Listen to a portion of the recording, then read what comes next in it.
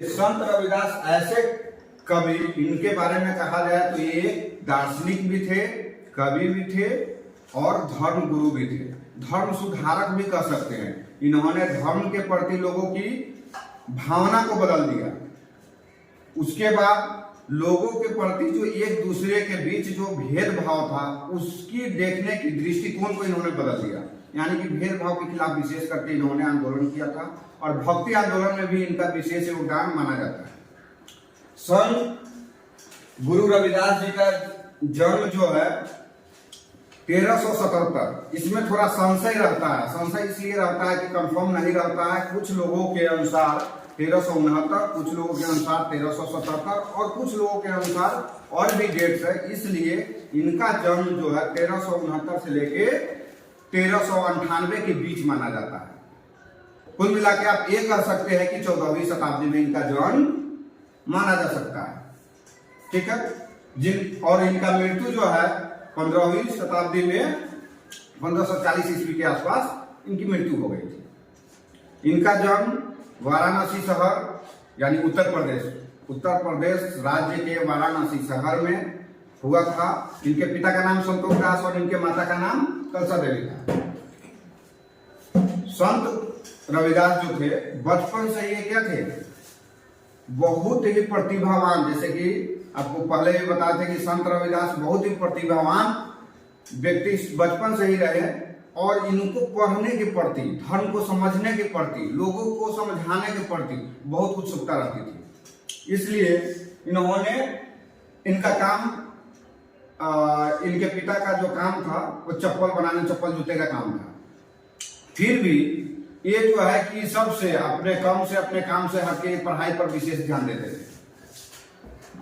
इनका जन्म चमार जाति में हुआ था, इसलिए इनको बहुत सारा उस समय के काल में जाति भेदभाव अपने चरम सीमा पर था। बहुत ज्यादा बढ़ गया था। लोगों के बीच इतना जाति भेदभाव था कि कौन सा जाति पढ़ेगा, कौन सा जाति क्या करेगा, इस सब पर भी डिसीजन लिया जाता था। उस समय इनको काफी तकलीफ हुआ ज्ञान की प्राप्ति करने के लिए। फिर भी इन्होंने बहुत ही शालीनता पूर्वक और सहनशीलता पूर्वक इन्होंने ज्ञान प्राप्त किया। कई बार इनको गुरुकुल से निकाल दिया गया।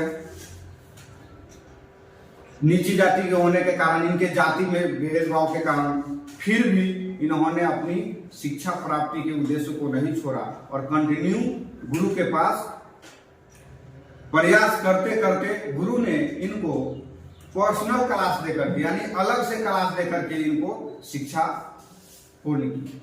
रविदास की शिक्षा पूर्ण तो अलग से गुरु ने इनके लिए स्पेशल क्लास बना दिया था कि ठीक है, जब तुम्हें पढ़ना ही है तो हम तुम्हें अलग से अकेले में पढ़ाएंगे। और इनकी शिक्षा की प्राप्ति हुई।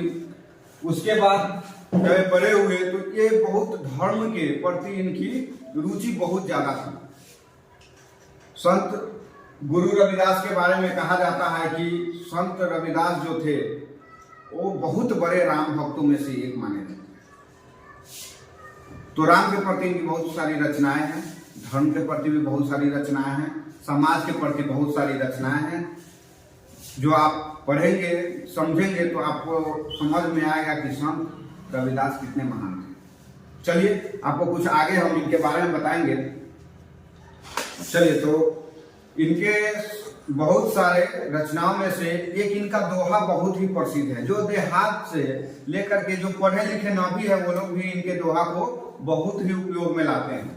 जिस दोहा का नाम है मन चंगा तो कटौती में गंगा।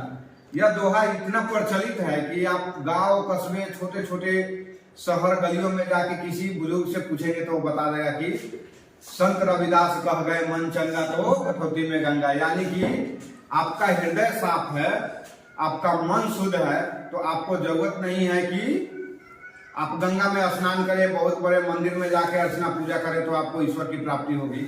आप अपने हृदय मन से अगर ईश्वर को ध्यान लगाते हैं, ईश्वर का पूजा अर्चना करते हैं तो ईश्वर आपके हृदय में वास करते हैं, अगर आपका मन शुद्ध है और हृदय साफ है। उसके बाद रविदास जी जाति भेदभाव को तो खत्म किए ही। संत रविदास जी के धर्म गुरु रामानंद जी थे। संत रविदास के गुरु कौन थे? गुरु नंदी। देखिए एक और इनकी रचनाओं में बहुत प्रचलित है, जैसे अपने रचनाओं के माध्यम से समाज व्याप्त बुराइयों को दूर करने में महत्वपूर्ण योगदान देने वाले एक महान योगी एवं परम ज्ञानी थे।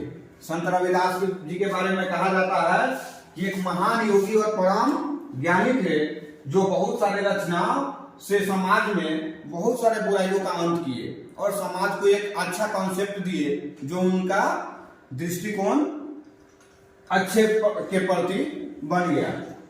समाज में फैली बुराइयों को दूर करने में अहम योगदान देने वाले संत परंपरा के महान योगी एवं परम ज्ञानी संत शिरोमणि गुरु रविदास जी अपने आध्यात्मिक व समाज संदेशों से समाज में व्याप्त कुरीतियों को दूर करने वाले महान समाज सुधारक, इनको महान समाज सुधारक भी कहा जाता है। देखिए एक और लाइन है इन्हीं के बारे में, जाति जाति में जाति है जो केतन के पार रैदास मनुष्य न जुड़ सके जब तक जाति न जा।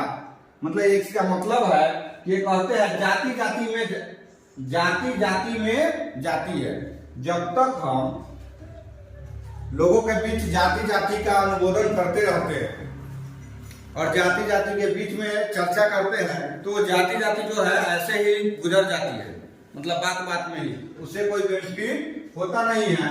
रैदास मनुष्य ना जुड़ सके, मतलब ये रैदास का कहना है कि मनुष्य आपस में कभी न जुड़ सकता है जब तक उसका जात न चला जाए, यानी जाति का बातें खत्म हो जाए।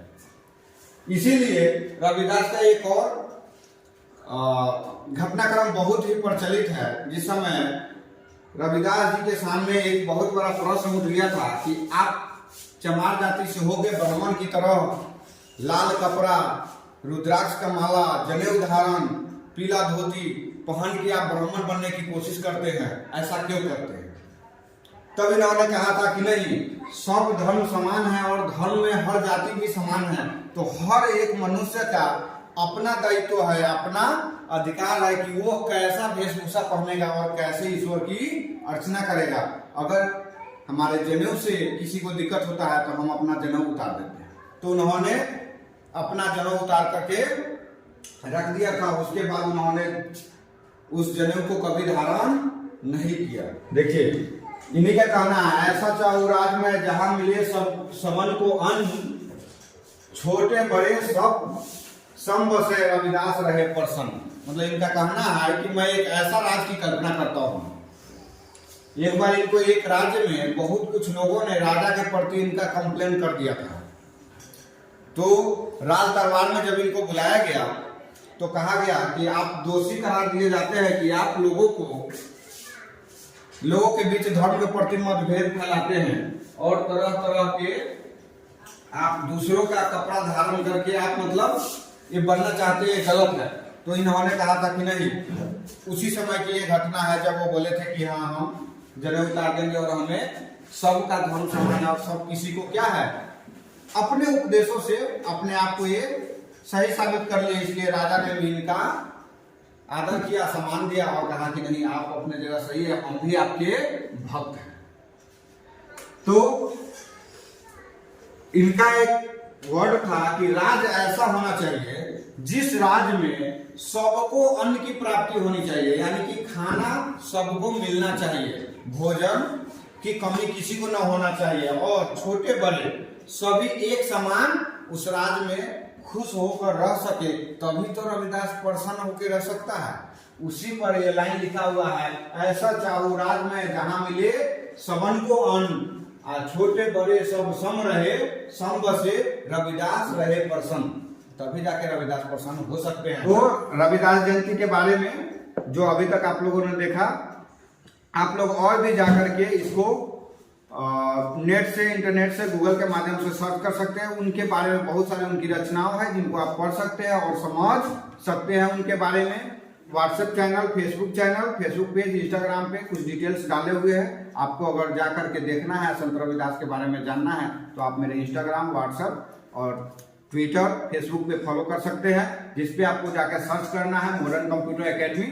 आपके सामने हमारा चैनल पेज होगा, आप वहां से देख सकते हैं और फॉलो कर सकते हैं। Thank you.